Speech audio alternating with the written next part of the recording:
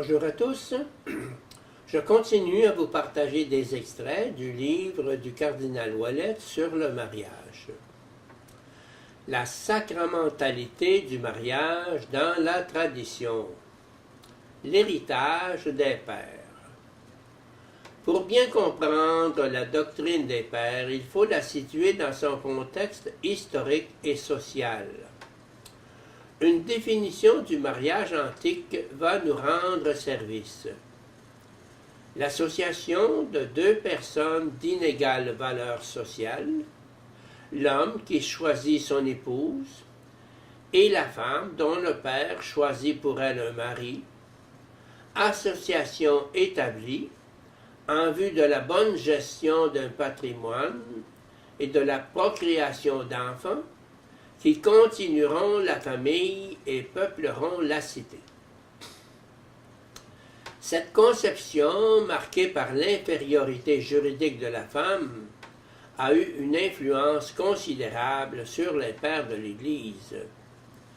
Ils luttèrent contre la décadence des coutumes à la fin de la cité antique, mais conditionnés par leurs préjugés culturels et par l'idéal chrétien de la virginité, monachisme, ils ne réussirent pas à développer une doctrine du mariage nettement positive. À cette époque, les préoccupations les plus graves pour l'Église viennent du paganisme gréco-romain.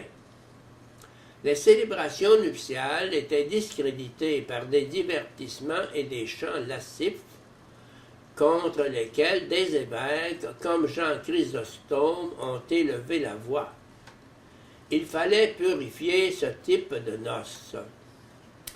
Par ailleurs, on passait facilement à la répudiation et au divorce, ce qui contrastait directement avec le message évangélique. L'Église se devait donc de défendre l'indissolubilité du mariage et le respect de la vie.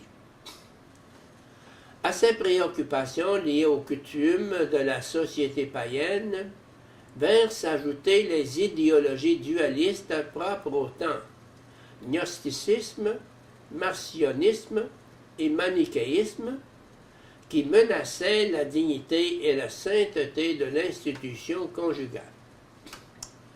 Face à ces idéologies, les pères opérèrent un discernement assez juste dans ces lignes générales.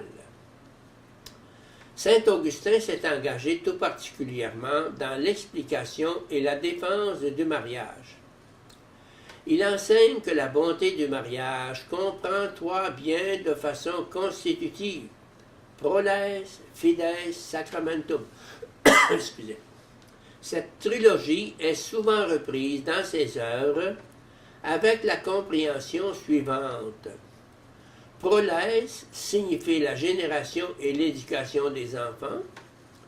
Fides désigne la fidélité des époux dans la chasteté, qui exclut l'adultère dans l'amour mutuel et dans l'aide réciproque et qui permet de contrôler l'instinct sexuel.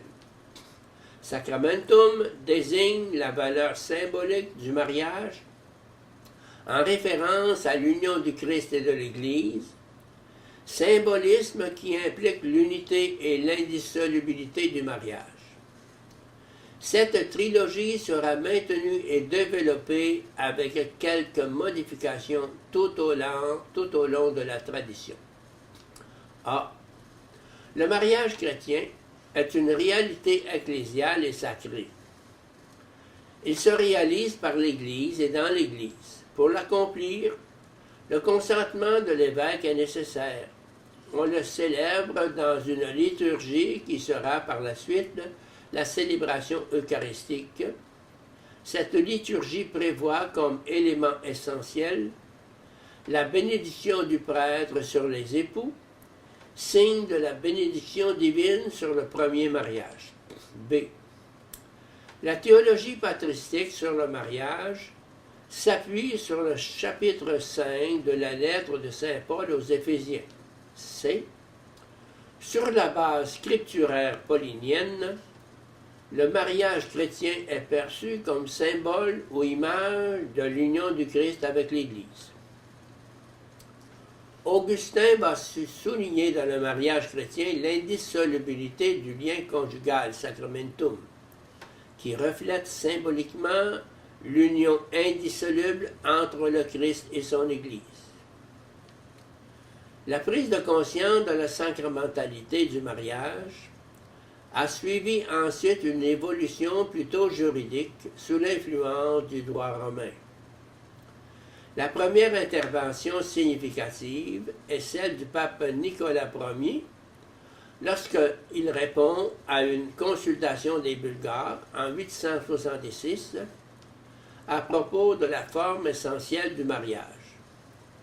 Dans la ligne du droit romain, le pape affirme que la forme essentielle du mariage est le consentement des conjoints.